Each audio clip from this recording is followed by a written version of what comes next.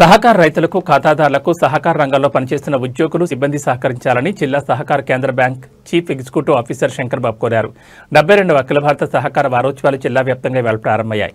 ఈ నేపథ్యంలో చిత్తూరు నగరంలో స్థానిక డీసీసీ ఎదుట CEO Shankar Babu, Chittoor division level cooperative officer Maddipatla Venkataramana తదితరులు సహకార జెండాను ఎగురవేశారు.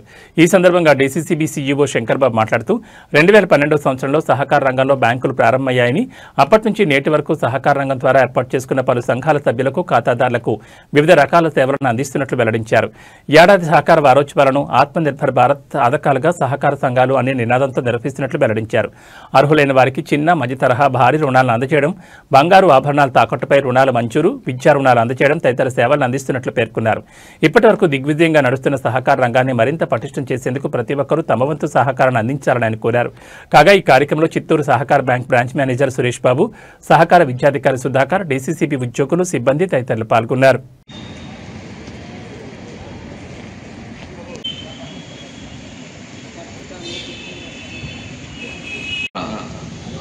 డిఆర్ గారికి, సిబ్బంది అందరికీ ధన్యవాదాలు సార్.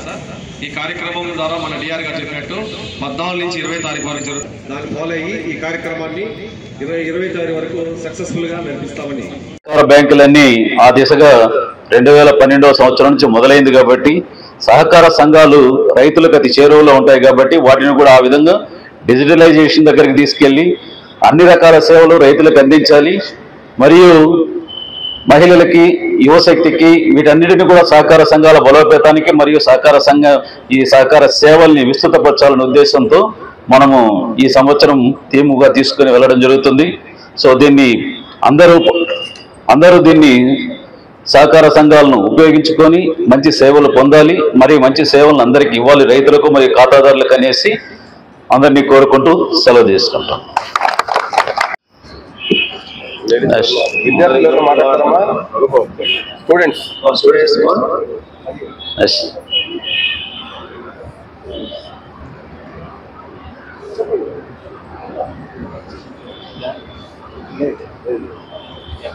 ఓకే చెప్పు నేషనల్ అంతం